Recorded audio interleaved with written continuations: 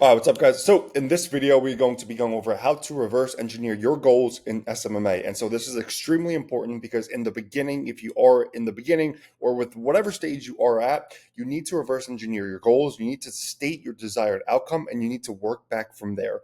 And we're not improving what we're not tracking. And along the way, you're going to be just in information paralysis by all the work that has to be done, staring at the huge mountain of things that need to be accomplished in order to get there.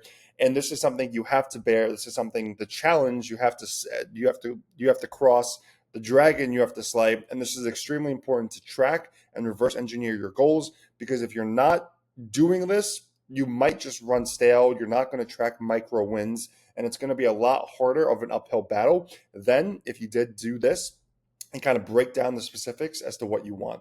And so let's get into it. So you want to start with your desired outcome.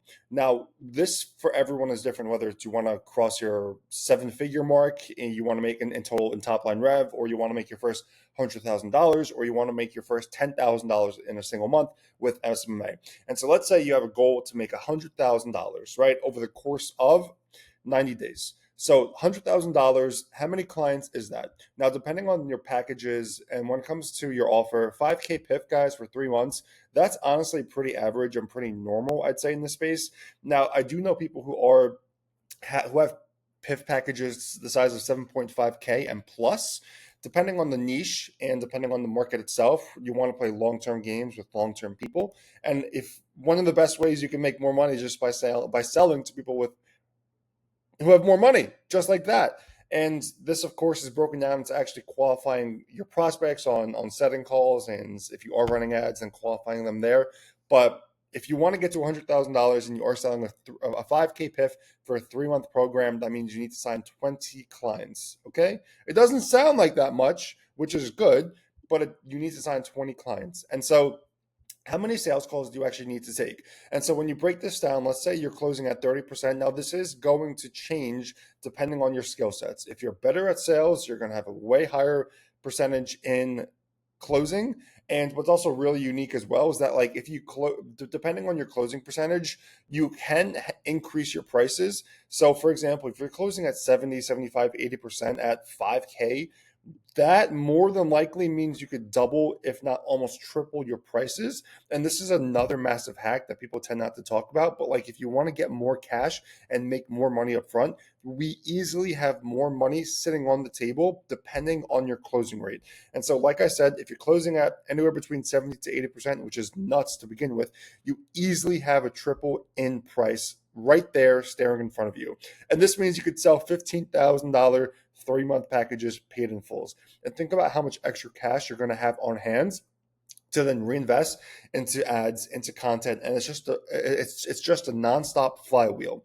Okay, so if you're closing then, let's say at around 50%, 55%, that's more than likely you have a double sitting right there. But let's just say that you're, for the sake of this example, you're closing at 30%, you're selling a $5,000 project or PIF, and you need to take how many calls? 60 calls, right? Because 60 calls, a third of that, actually, it's more like 62, 63, whatever the math is there. But you need to close at least 30% of these 60 calls. And that means you're going to close 20 clients for $5,000 each for a 3-month program, and you're going to make your first $100,000. It's not that hard, guys, when you break it down like this. And you can depend on the time frame of this as well. Let's say, for example, this was in 2 months, then you need to make this happen in 60 days, 60 qualified sales calls in 60 days. And for this example, 60 qualified sales calls in 90 days. Guys, can you do this? Yes, of course you can do this. When you set your own calls in a single day, you could set 5, 10 calls per day. And now each individual framework of the entire process on the front end is a monster in itself.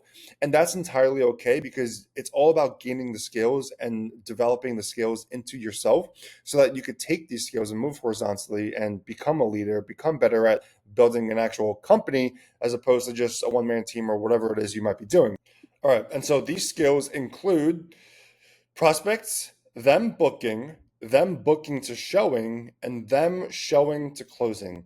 And so each, like I said, is an absolute monster on its own. And there's so much when it comes to prospect booking, the SMS reminders, the email blast, the warming the prospects up, organic content so that you can kind of pre-handle some of their limiting beliefs and some of their objections before they come up on the call. Then them booking to showing, kind of similar thing here, them showing to closing. And so every single time you need to actually improve one of these, it's going to come from actually understanding data and information that you have on hand. And it's like, okay, so we're booking appointments, but none of the appointments are showing. And let's say you have like a 15-20% show up rate. That's not good. That's awful. That's where your problem lies. And so what you have to do is you have to increase your self-awareness and ask yourself, what am I doing in this entire process that's causing my prospects to not show on these calls?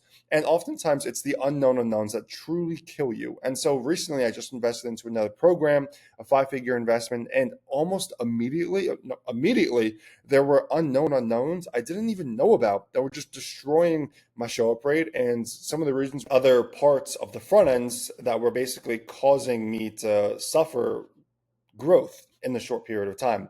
And so that's why, I emphasize all the time, guys, invest into programs, invest into mentorships. Don't let these people who say courses and these people are scammers. If you just take one or two things away from them and you lose and you spent 4 or 5K, whatever, it's still a win. It comes down to you and if you're actually implementing what you're being taught. And so, guys, this is really how you just kind of reverse engineer your goals. It's this simple, but each step of the way is a monster on its own where you need to track data. You need to actually understand what's broken and what's not broken. And you need to honestly come to terms and understand the truth and that what you want isn't that far away. It's truly not. And if you're just able to break it down and track and do and celebrate micro wins along the way, it's going to be so much rewarding than if you aren't tracking, aren't understanding what your goals are, aren't understanding what the desired outcome actually is. And you need to also become crystal clear on deadlines. And when it comes to actual deadlines themselves, you need to instill so much urgency into yourself that you're just taking action to the point where it's becoming subconscious. And like I spoke about multiple times, you're acting in the identity of the person you want to become. And it's like every time you're stuck between a dilemma or certain decisions you have to make, just continuously ask yourself, what is that version of myself who I want to, what is that version of myself who is making 6-7 figures a month doing right now in this situation?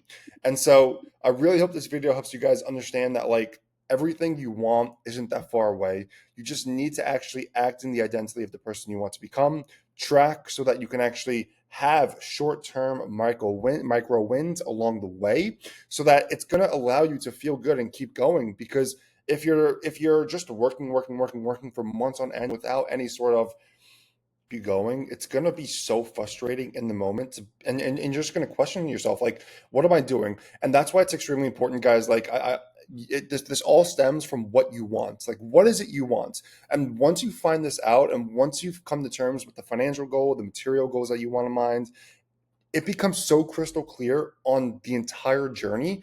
And it's just a matter of actually doing the work. It's just a matter of just putting your head down, doing the work, saying to yourself, I'm going to make this happen no matter what, and just actually getting to it. And that's why in the beginning, you have to kind of come from a place, at least for me personally, and it might be different for most people, but in general, from what I've seen, it's just people who have just pure hatred of their current environment, their current existence, and they're using pain and envy and resentment to fuel them in the beginning. But that isn't going to stick with you long term because it's just not. It's going to ruin your reputation. It's going to tarnish your soul.